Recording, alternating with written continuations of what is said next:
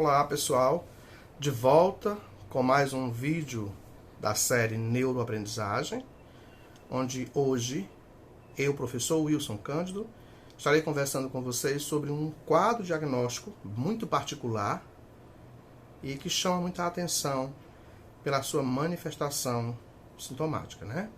Síndrome de Guillain-Barré, ou Síndrome de Tourette, considerado pelo DSM-5, Manual Diagnóstico e Estatístico dos Transtornos Mentais, como um dos tipos de transtornos do neurodesenvolvimento.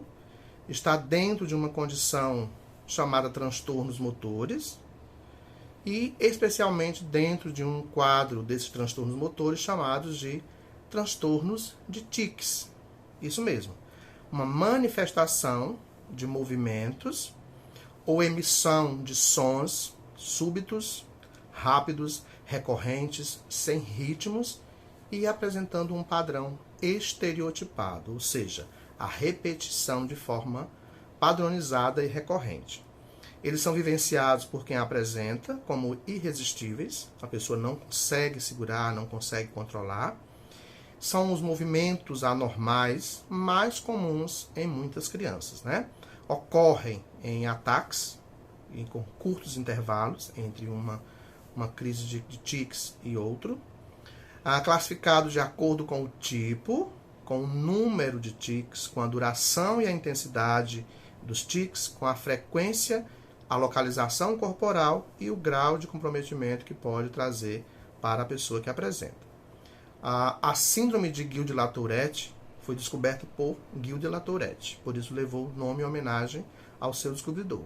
Ela apresenta-se de forma simples, onde se tem tics motores vocais ou fônicos, ou mais complexos, onde inclusive vem aí movimentos corporais inteiros, a emissão de palavrões sem a intenção de dizer palavrões, que são as coprolalias, dentre outras manifestações também ligadas aí à fala. A síndrome de Tourette é um quadro muito particular, muito recorrente até, se a gente for parar para observar no dia a dia. Ela apresenta múltiplos tics motores e um ou mais tics vocais, né, dentro desses transtornos motores ou transtornos de tics ou alterações que apresentam-se com tics. Geralmente tem alguns intervalos, dependendo da forma como ele apresenta, e o início se dá sempre bem anterior aos 18 anos de idade. Durante a adolescência diminui a quantidade de tics, mas permanece aí ao longo da vida. Tá? É importante lembrar que quanto mais ansiosa a pessoa se apresenta nesse contexto, mais os tics aumentam, porque as descargas cerebrais começam a acontecer de forma muito exacerbada, levando aí o corpo a responder de acordo com esse funcionamento cerebral, com esse padrão cerebral. Os tics motores mais comuns do Tourette são os simples, são desvio do olhar, piscar os olhos, fazer caretas, mexer com a boca, torcer o nariz, torcer os lábios, né, dar chutes, bater os dentes, sacudir o pescoço, né, são os mais simples dos motores. Os complexos motores do Tourette: bater com a cabeça, bater no rosto, bater no corpo, né, tocar parte do corpo, estirar a língua para fora da boca, pular, dobrar-se, beliscar-se, são os tics motores mais complexos. Tics vocais apresentados no Tourette simples: roncar, latir, semelhante a um cachorro, uivar, gemer, coçar a garganta, fazer barulho de quem coça a garganta. A lista aí é imensa. Os tics vocais mais complexos do Tourette: palilalia, que é a repetição de parte da palavra; coprolalia, que é a emissão de palavrões; ecolalia, que é a repetição de palavras e frases, né? Frases desconexas, barulho sem sentido, pode estar aí como sendo tics vocais complexos, tá? Muitos indivíduos com tics de gravidade leve a moderada não vivenciam grande prejuízo no seu funcionamento e podem, inclusive, não perceber seus tics, muitas vezes não se perceber como Tourette. Os com sintomas mais graves geralmente têm mais prejuízo na vida diária, mas mesmo aqueles com os transtornos de tics moderados até graves podem funcionar muito bem no seu dia a dia, especialmente quando passam a administrar melhor essa ansiedade, que é muito recorrente, muito comórbida no Tourette, e assim consegue conduzir-se bem no dia a dia. O indivíduo pode ainda ter, nesse contexto, por perceber como ele funciona, um sofrimento psicológico muito substancial que requer aí intervenção psicológica associada. É muito comum, durante o quadro de síndrome de Tourette, a apresentação de comorbidades. Tá? E aí a gente tem o TDAH muito presente, como comorbidade do Tourette, o transtorno obsessivo compulsivo muito presente em muitos Tourettes, pela preocupação, pelo excesso de atenção em querer controlar os tics, acabam desenvolvendo aí o que a gente chama de atenção excessiva, o foco atencional exagerado, né? A hiperprosexia, que é uma atenção muito focada em alguma coisa, causando aí até uma compulsão nessa atenção para controlar aquele tique como forma de evitação. Tá? Outra condição associada aí são as compulsões diárias dentro do toque, que é lavar as mãos de forma excessiva, rituais mentais na tentativa de controlar aqueles tics.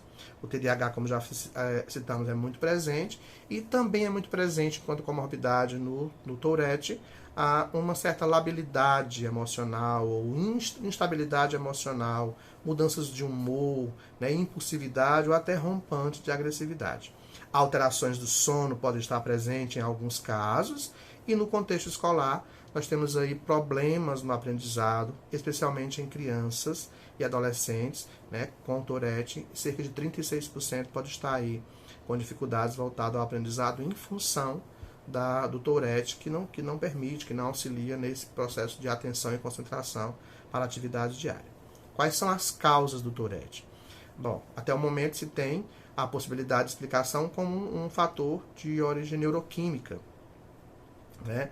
Pesquisas têm observado e focalizado aí alterações neuroquímicas no cérebro, especialmente dopamina, serotonina e GABA, né? Que aí dá a importância de se observar isso para entender a importância da medicalização em muitos casos. Também pode ter uma associação com causas genéticas, com hereditariedade. E fatores não genéticos também podem estar associados aí ao Tourette, como situações estressantes que a mãe vivenciou durante o período pré-natal ou perinatal, né, ou crianças expostas a drogas, né, durante esse processo gestacional ou outras toxinas que podem contribuir aí para essa alteração nesse funcionamento cerebral. Tá? Tratamento medicamentoso, em muitos casos, para as comorbidades. Tratamento não medicamentoso, com terapia cognitivo-comportamental, psicoeducação, orientação familiar e individual ao paciente que apresenta. A melhora em 80% dos casos, há melhoras significativas com essa combinação de psicoeducação e tratamento medicamentoso. Alguns medicamentos são extremamente importantes, inclusive nesse contexto, alguns casos podem fazer uso de Ritalina, de risperidona, dependendo da comorbidade que está associada. Importante uma abordagem multidisciplinar, com o neurologista, para acompanhar essa questão medicamentosa, abordagem psicológica, fonoaudiológica, terapêutica ocupacional em alguns casos, né?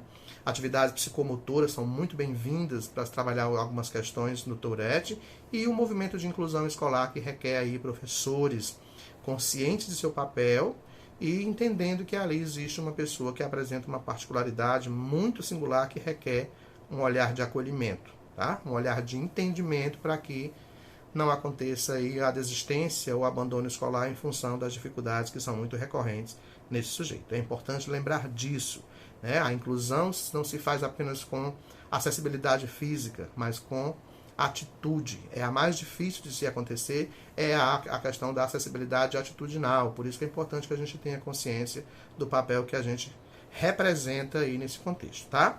Lembrando, tics faz parte do contexto do Tourette, requer terapia comportamental, farmacológica, psicoeducacionais, né, as terapias multidisciplinares e orientação familiar e individual a esse sujeito, ok? Esse foi o nosso vídeo de hoje, né, mais um vídeo da série Neuroaprendizagem. Eu espero estar levando informações de relevância a cada um de vocês. Eu sou o professor Wilson, um abraço a todos e até o nosso próximo vídeo.